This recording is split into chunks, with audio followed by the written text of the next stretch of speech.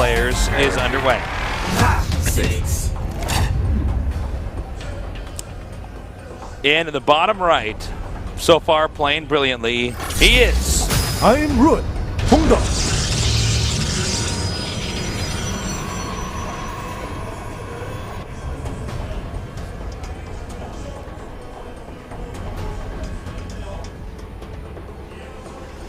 And his opponent in the upper right. Samsung Galaxy Can Stork. 송병구. Well, if you've ever watched us cast, you know there's, if you ever watched StarCraft II, you know there's a little bit of downtime here before. What? In the early game? In the early game? What? Before the Cybernex core, there's downtime? Tasteless. Well. So I have an announcement to make. What's your announcement? Artosis and I both just went to Romania, and I'm happy to announce we are both officially vampires. Yay! I've been sleeping in a coffin. You were basically unofficially a vampire for a really long time. When I get out of bed, I actually just go like from the heels up, like a stick. When I go to the bathroom and I brush my teeth, I look in the mirror and I'm invisible. I can't see myself because I'm a vampire. They don't show up in mirrors. Yeah. I, though, am a different type of vampire. While you have to stand during the day, I'm the daywalker vampire. Yeah, Artosis, you most certainly are not the daywalker vampire. I most certainly am the daywalker. You can't tell me which vampire I am. Yeah, I can by just looking at you, man. You would be the vampire that crawls around on the walls and stuff and lives in. You would live in Dracula's palace, okay? Yeah. I'm like just one of his lesser vampires. I would be like a vampire, like one of the ones from Blade. That's like good at fighting, but you would wear a cape and you would definitely... You would be like Deacon Frost and I would be like Blade and I would just kill you. Okay, first of all, you would never be like Blade ever in your entire life. I look just like Wesley Snipes. Don't even start. Didn't you know my mother was bitten by a vampire right before she gave birth to me? Oh, that makes sense.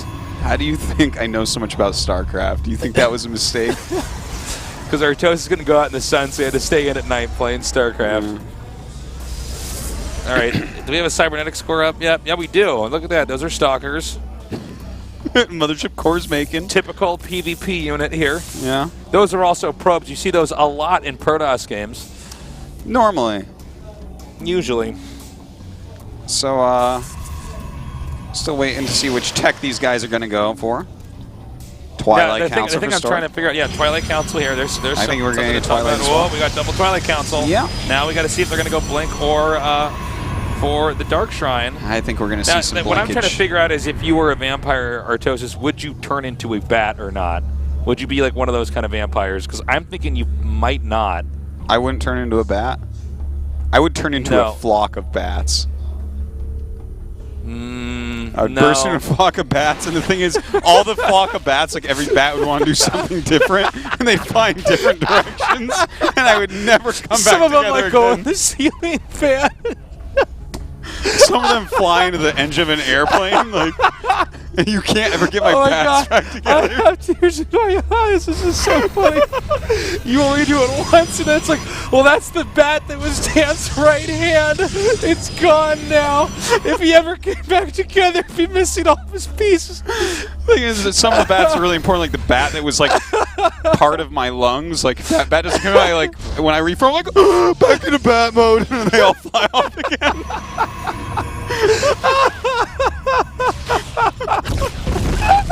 Oh my god! Oh my god! I laughed that hard so long. Oh, all right. So It's so funny.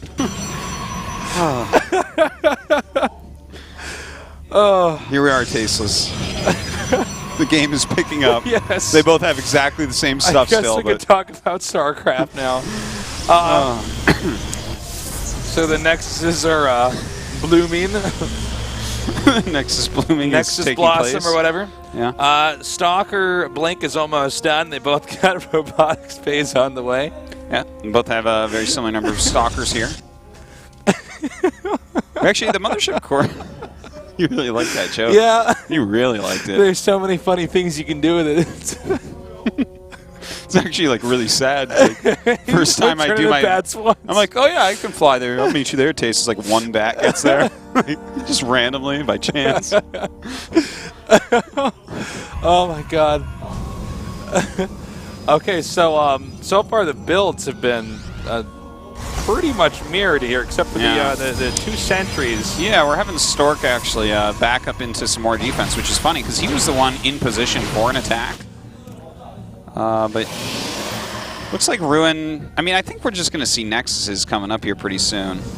When you get to a certain number of Blink Stalkers versus Blink Stalkers, the battles become silly and you just expand. But well, we have an Immortal first for Stork. Looks like he's playing rather safe here. Yeah, I can't really blame Stork for going for that this time around. He actually played pretty safe in the last game too, but Ruin had just got in that good position, and overall it was just a cleaner game for him. Oh, look at this. And we have the Nexus coming up here for Stork. Ruin needs to actually go across the map right now. Yeah. Because he like spent way more money on Stalkers, whereas Stork is getting a Nexus and a Robo. So like this is the time where Ruin needs to maybe inflict a little bit of pain with these Stalkers, because I think he might want to just go late blinking up into the main here. Maybe like blink a handful in like 4 and go start sniping probes, and maybe something like that. We'll see, but. You know, if you get in a good position, it's hard for your opponent to even come down the ramp. So we'll see if he can punish Stork here. Really should be able to do some damage. His army is just so much more microable. Well, now the position here is going to be really tough. That nice force fields, but I mean, does it really matter? Now the angling here is actually going to make a beautiful arc here for Ruin. All he has to do is blink away the softened up Stalkers, and then blinking on top of that Immortal there. Yeah, we do have a Time Warp coming down as well, and a lot of these Stalkers in the background actually not even firing, so Stork getting a better engagement than maybe he should have. Another Immortal comes out, that's really nice, but looks like I don't think that's going to be enough, especially... oh my god, blinking on top of that Immortal, that's really bad news right now for Stork. Yeah, this is tough. Even with that Time Warp, he's breaking through pretty well. He didn't lose the Observer back there, did he? I don't think he did. I think he did, actually. I don't see it anywhere. Yeah, I guess you're right. He did lose that Observer, so he couldn't blink up into the main, which would be certainly something he'd want to do in a moment like this. That's one of the most important things against a blink attack like this when you're trying to go into some Immortals. If you can kill their Observers off and their Mothership Core isn't there, you're in a great spot. So how do you break through this? It's like you have to go in through the front door, and if you're going in through the front door, then you know you can't be out maneuvered that much, even though there's Blink Stalkers. Well, you can see he's debating about engaging back in here again. The Nexus cannon has expired. Oh, missed force field there to trap the Immortal. But he is forcing the probes to be pulled. Well, he better do more than that, because he's still not making his own Nexus at home. He needs to kill something off here. Okay, he's coming up here now. He's going to force field there on the ramp. He's going to force field on the ramp. The second Immortal's coming down. Yeah, that would be nice. Doesn't look like he can do it at the moment. Still has a lot of Stalkers, but 2 Immortals out right now. This is not looking good. He's got only 3 more Stalkers. Behind. 3 Stalkers, and especially when he has this much damage on everything, do not make up for 2 Immortals. They just do not do it. Yeah. Well, he's playing from behind here. And Stork, you can see, is proceeding on the side of caution, keeping his probes with his army, saying no. But actually, you know what? This is exactly what he wanted. He could have shaved off a bunch of probes, and now he can run away. Yeah, that He's is actually nice. ahead of probes 23 now. That probe pull was overdoing it. You're completely right, Tasteless. He didn't really need to do that at that second, I don't think. And the fact that he did it really makes up a lot for the fact that he doesn't have a Nexus. Because look at this, Ruin at 30 probes. Yeah, Stork has the extra Nexus, but it's not really doing that much for him right now. I'm still laughing about that. About you being the vampire that turns into bats. Some of them die. You only do the trick once. It's just a terrible idea. One bat is so much more controllable. How do you... It's like... Okay, so Stork is coming down now. The probe count's dead even. But this game kind of evening out here. My concern, though, here for Ruin is that the Immortal count's a little bit lower here.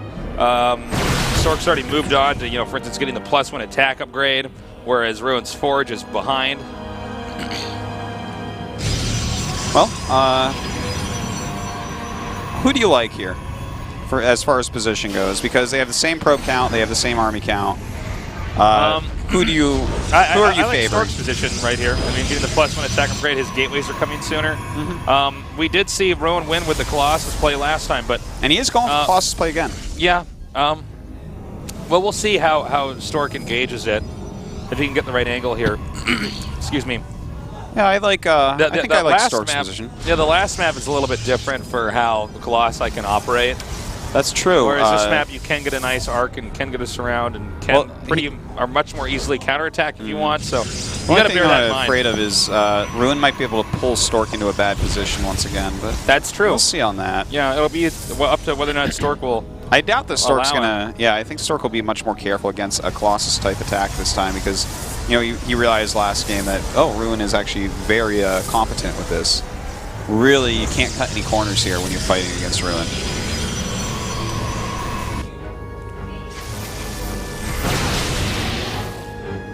Well, the Magic Phoenix. Yep, Magic Phoenix no more.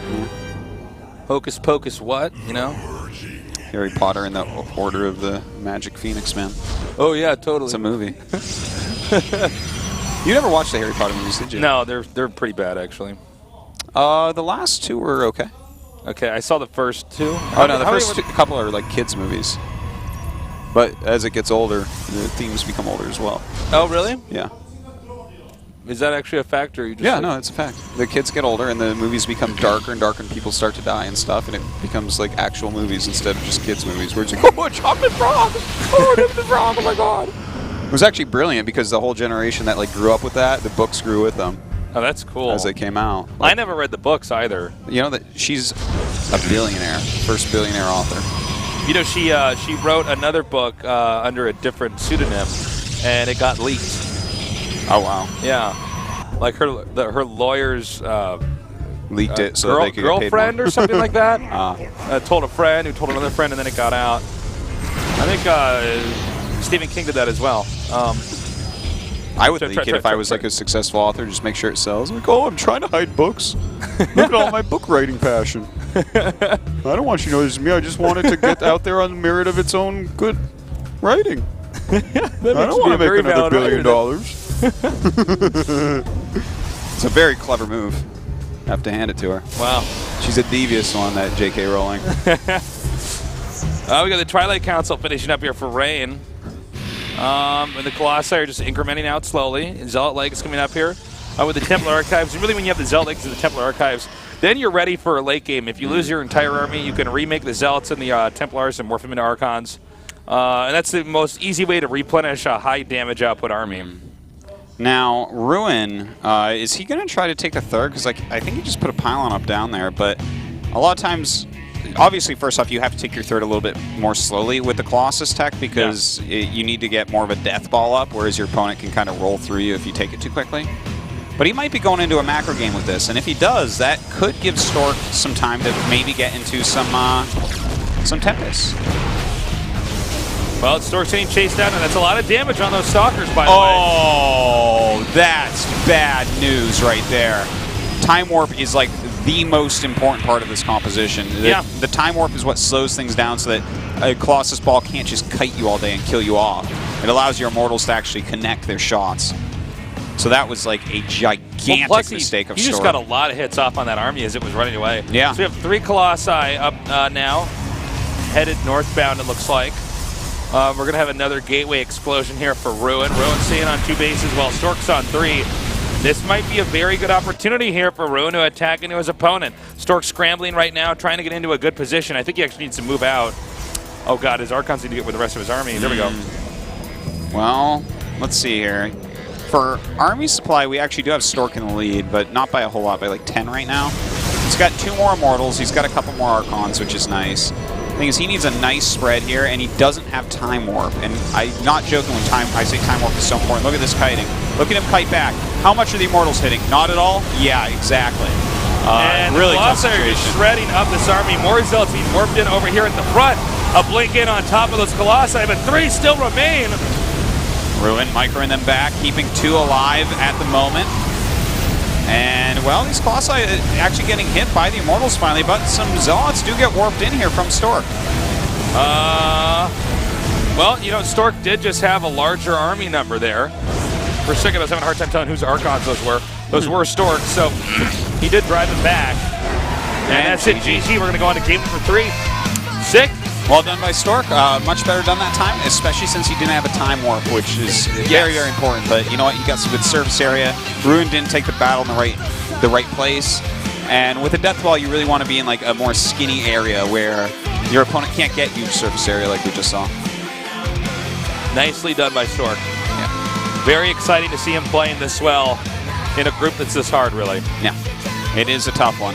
Whoever moves on definitely does deserve it. Yeah, I'm happy with either of these two. Certainly. Moving on. I agree. It's a cool narrative either way. I like Ruin's play more for like copying purposes, but I like Stork more because he's, you know, Stork. And it would be great to see him do well because so few of the very top guys have done well. It's kind of weird that, you know, as you just said, so few of the top Brood War players. Yeah. When we did have that switch, because not all the StarCraft 1 players switched over to StarCraft 2 immediately, really only Jaedong was showing and still this much dominance. Yeah, and still is. He's killing it. I would love to see some more of those guys do well here. I think there's a lot of things to factor in. It's not even just that it's a different game. These guys are much older now. They're in different parts of their lives now. Yeah, different priorities. True. It's very true. It's how long can you continue to devote all of your time? It's not even just like, you know, am I going to get married or do I want to go to college or anything like that? Or, well, it's that, but also you have compulsory military service here for 2 years in Korea. And that really is where your pro gaming career takes a huge dip. We have not seen any pro gamer who comes back from the military. Yeah, the most successful pro after military, I believe, is Boom Boom. He became a pro after the military, as opposed to. You could say like Slayer's Boxer based off of like popularity and probably sponsorships. Yeah, and he had a few results. I mean, no, that's kind of fair. I guess he was technically more accomplished, than more Boom like Boom is. Successful. I mean, it's getting a bit wishy-washy with everything together, like some tournament results and then some sponsors. I don't know. Yeah, I guess I don't but really that's think also of him that much with that. The degree of like celebrity that he was. Well, they made post-military. the Air Force team so that he could just continue to be a pro gamer. Pro gaming was also so dependent on just him continuing to play and be on TV. A lot of people don't know this that are non-Koreans who watch, but I mean, people like him, for instance, when he goes on TV, I mean, the views just get off the hook. Yeah. Well, if you say Im Yoo-han in Korea, every single Korean knows who that is. You want to hear something funny? Me and Wolf were commentating together, talking about bad IDs, and he tried to sell me on Slayer's Boxer being a bad ID. What? I thought it was terrible. I just laughed him a better out ID of the than studio. Wolf, by the way. I made him jump off the edge here. I'm like, go. No, not the stairs. Go. I think Slayer's Boxer is a great ID. It's a great idea, of course. The stickiness of that ID, I mean, compared to so many other IDs out there. Plus, it's I would say that considering making an ID in a name that's not your native language, like, you know, sometimes we have the Korean players come out with an ID, and it's sort of weird. Like, you can sort of see where they're going with it. Yeah. Not for all or even most, but some.